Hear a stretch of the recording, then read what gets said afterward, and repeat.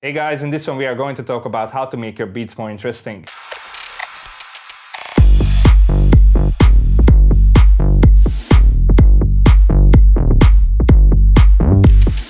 I think it's an underlooked topic, but I think it's really exciting. This topic is huge. I think I could do a really long video about this, or even a course. In this one, I just want to give you a sneak peek about it. There's a lot of time I receive promos and I think the groove is really good, the sound design is really good, but something is missing from the track. When I listen it over and over, it just becomes boring. And today I'm going to show you some techniques how to keep the listener excited. Now, what I'm going to speak about, it's kind of a stuff, but I can spend hours or days on to have the track, to put some elements in there and you're not hearing over and over that 4 or 8 bar loops. In this one, we are just going to talk about some techniques or tricks how you can make your beats more interesting. But I think in the future I will do some more videos about this topic. So let's jump into Ableton Live and let me show you how to do it. Alright, so drum fill, it's the easiest one. Just drag and drop it right before you drop and you're ready to go. You can use it in every 32 or every 64 bars or every 128 bars, depending on the kind of music you make. Or even you can try at the 16th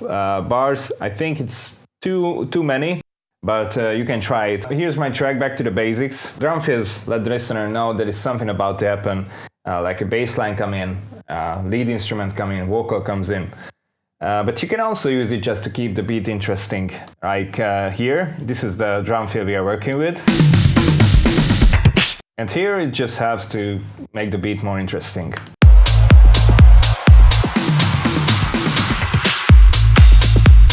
So you don't hear over and over that 4 bar loop. But in here it introduces the dub delay, and here it's happening right before the drop. Now I would suggest to use 4 bars or 2 bars long drum fills, and here I even halved it, and it helps a bit to create tension in the track.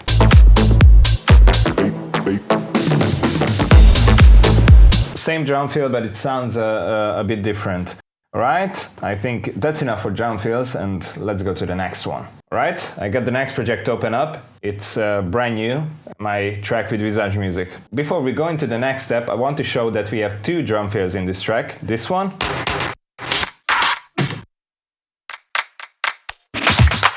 And we drop it from time to time, but we created 2 ones so it keeps the track more interesting. And also it introduces different elements throughout the track. You can also vary your drum patterns, and it's going to help to keep the listener interested. Like here, he has a closed hi-hat, which plays on every 4th note, but sometimes it's just doubling up like here, and also like here.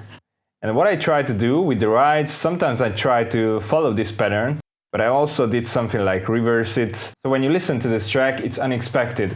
Let me show you the hi-hat.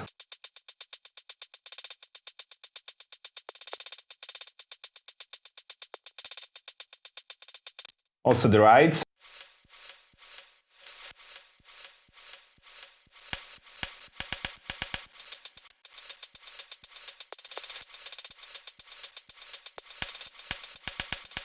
And they are following the same pattern, so they are working really well together. And while creating the drum fills, we also paid attention to follow the rhythm of the drum patterns. That's why it works so well with the track. Okay, next one. This is the track I'm currently working on, and let me show you the drum patterns, because that's why we write here. Also, I have a groove effects, which kind of part of the rhythm. For now, let's just take a look at the drums. Here I have the drums in a drum rack. It's not the way how I usually work, but I wanted to try it out. The interesting part is here, it's this thing. The shaker loop. And it's combined with a tic-tac loop, like this. And the tracks, it sounds as this. Also percussion underneath. And if you check the drum pattern, it appears time to time at every end of the 8 bars. Also here, here, and here, here again. And from here it's going on with the track. But here there's a kind of a break in the track. Whoa, it uses a lot of CPU.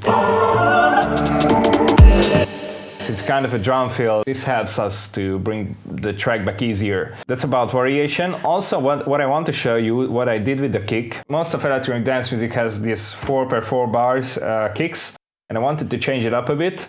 And what I did is, at the end of the 4 bars, I added one rhythm here, one note here, and then the end of the 8 bars, I added to other one, and I use different velocity.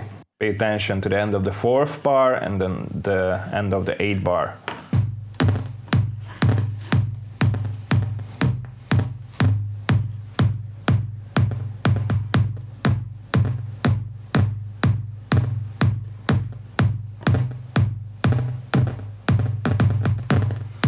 That's something what you can keep in mind when you're creating your own kick patterns. Alright, next thing what we need to speak about is uplifters and down filters. So here's the thing what I did with the crash. I reversed it, I lowered the volume a bit, like 5 decibels, and added some reverb and ping pong delay to it.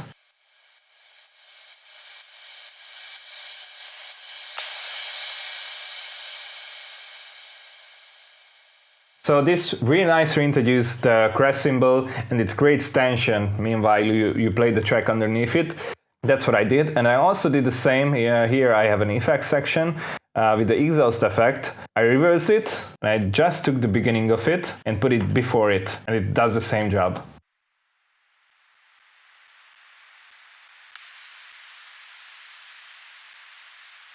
So uplifters help you to create tension and down filters help you to release the tension. Throughout the track you want to create tension so the listener is interested, and you want to release the tension at some parts, like if you have a melody that's always just going up, at some time it have to go down and, you know, answer the question, do this question and answer motive thing, because that's going to be kind of a payoff for the listener. And the last thing what we are going to talk about, actually it's not part of the rhythm, but it's part of the bass, but it's playing almost the same note throughout the track, so let me play it solo.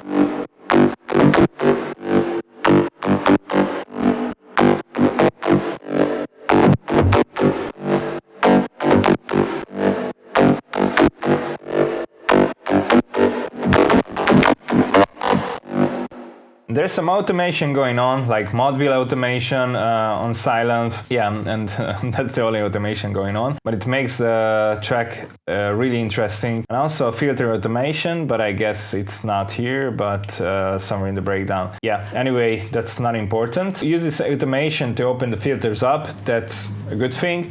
And here, let's talk about the melody. This section, this is the where the idea come from, and if I put it at the first, it's the same, just this little note I inserted here. And at the end, I added some variation at the 4th bar. It's like you putting a simple delay on it. Let's listen to it again.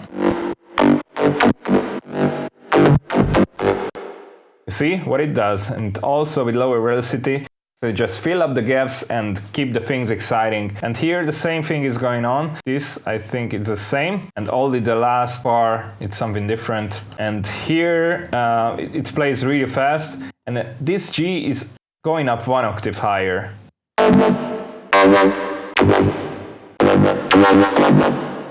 So it's a bit more variation, but keeps the bass line busy. And also this mod wheel automation helps a lot to keep the listener's attention. Alright, and I think that's all I wanted to tell. Alright, I hope this video helped and you can get something out of it. Let me know in the comments what you would like to see next. I was Chris Lawyer from Nashcats Audio, and I'll see you in the next one. Peace.